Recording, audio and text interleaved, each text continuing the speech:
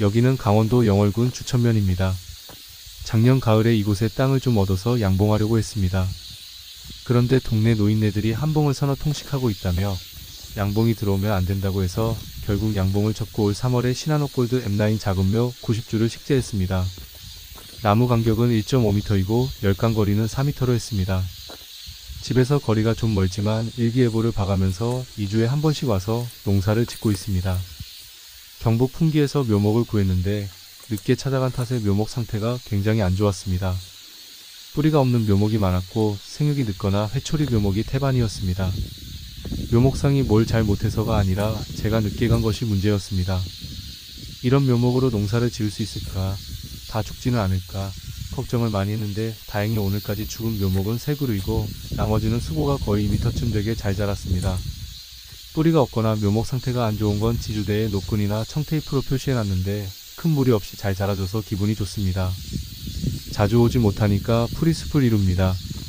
예초기로 풀을 베려니까 하루 종일 풀만 베다가 가는 경우가 많았습니다.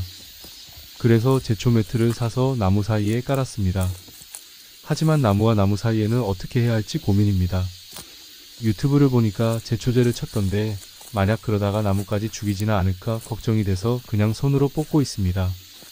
이번에는 손으로 뽑고 다음에 올 때는 예초기를 가지고 와서 베야겠습니다. 이러다 보면 또 가을이 오겠지요. 요사이 갈색 전무늬병과 전무늬 입마름병, 탄저병이 극성인데 우리 가원은 피해가 거의 없는 것 같습니다. 이건 제가 묘목을 심으면서 안 사실인데 이곳 땅이 물 빠짐이 좋은 마사토였습니다. 여태 제가 본 흙 중에 최고였습니다. 또 계곡보다 밭이 상당히 높은 곳에 있었기 때문에 물고임 현상이 없어서 안심이 되었습니다.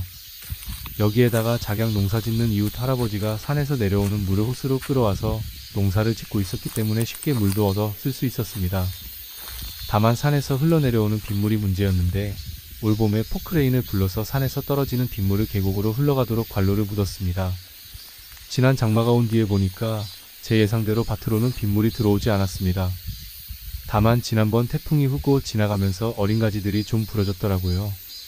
그래서 오늘 오자마자 청테이프로 고정을 해줬는데 살지 말지는 모르겠습니다. 여기는 강원도 산골짜기라서 그런지 균 피해보다 충 피해가 심한 것 같습니다. 특히 응애 노린재 피해가 심합니다. 주변이 온통 산이고 제초 작업을 게을리해서 풀이 나무처럼 자라서 더 극성인 것 같습니다.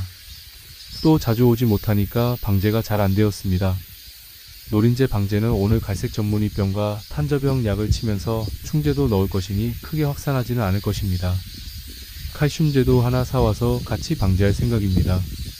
7월 말에 복합비료를 조금 물에 타서 옆면 시비를 했는데 그래도 잎이 짙어 다행입니다. 간혹 약해를 본 것도 발견했습니다.